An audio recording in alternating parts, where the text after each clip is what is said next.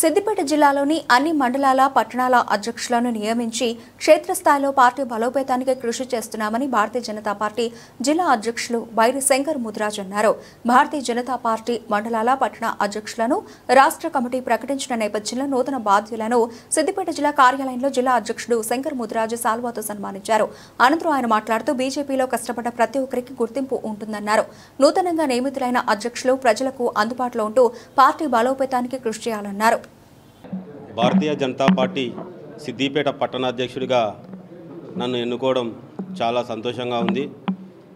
దీనికి సహకరించిన రాష్ట్ర అధ్యక్షులు కిషన్ రెడ్డి గారికి, జిల్లా అధ్యక్షులు బైరి శంకర్ గారికి, అదేవిధంగా మన ఎంపీ రగన్న గారికి, ప్రభారి తుంగకనకన గారికి నేను ధన్యవాదాలు తెలియజేసుకుంటున్నాను. నాకు ఇంతటి బాధ్యత ఇచ్చి నాపై నమ్మకంతో ఈ పదవి ఇచ్చినందుకు నేను రాబోయే రోజుల్లో దీన్ని వమ్ము చేయకుండా రాబోయే రోజుల్లో పార్టీ పటిష్టానికి బలోపేతానికి కృషి చేస్తానని తెలియజేసుకుంటున్నాను.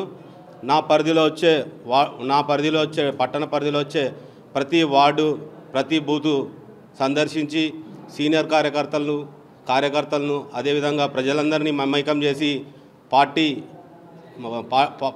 భావాలని ప్రజల్లోకి తీసుకుపోయి రాబోయే మున్సిపల్ ఎలక్షన్లో కూడా సిద్దిపేటలో బల్దియా కైవసం చేసే దిశగా నేను కృషి చేస్తానని తెలియజేస్తూ జై శ్రీరామ్. భారతీయ జనతా పార్టీ సంస్థాగత నిర్మాణంలో భాగంగా నిన్ననే జిల్లాలకు సంబంధించినటువంటి 30 మండలాలు 5 మున్సిపాలిటీలు, దాంట్లో భాగంగా 21 మండలాలకు ఇదివరకు కమిటీలు వేసుకోవడం జరిగింది.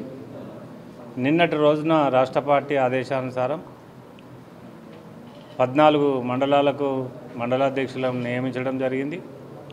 సిద్దిపేట టౌన్ ఈసారి 2గా అంటే 115 బూతులు అయినందున సిద్దిపేట టౌన్ 1, టౌన్ 2గా విభజించి రాష్ట్ర పార్టీ నిన్న నిర్ణయం తీసుకోవడం జరిగింది. వారందరికీ భారతీయ జనతా పార్టీ పక్షాన, మా కార్యకర్తల నాయకుల పక్షాన ఉదయపూర్వక శుభాభివందనాలు తెలియజేస్తూ రాబో రోజుల్లో వీరందరూ పార్టీ కోసం నిరంతరం కష్టపడి పనిచేయాలని, వీరందరూ కూడా ఇప్పుడు ఇవాళ జరిగిన మీటింగ్ కూడా సమావేశం రాష్ట్ర ఉపాధ్యక్షులు గంగడి మనోహర్ రెడ్డి గారు హాజరైనారు. సంస్థాగతంగా బూతు స్థాయి నుంచి పార్టీని పటిష్టం చేయాలని బూతులు, శక్తి కేంద్రాలు, అలాగే మండల స్థాయిలో పూర్తిగా కమిటీలు వేసుకోవాలని, ఒక మండలానికి సంబంధించి 4 అధ్యక్షులు, 2 జనరల్ సెక్రటరీలు, 4 సెక్రటరీలు, ఒక కోశాధికారితోటి 12 మందితోని పదాధికారులుగా పెడుతూ 45 మందితోని పూర్తి స్థాయిలో కమిటీ వేయాలని ఇలా పార్టీ నిర్ణయం తీసుకోవడం జరిగింది.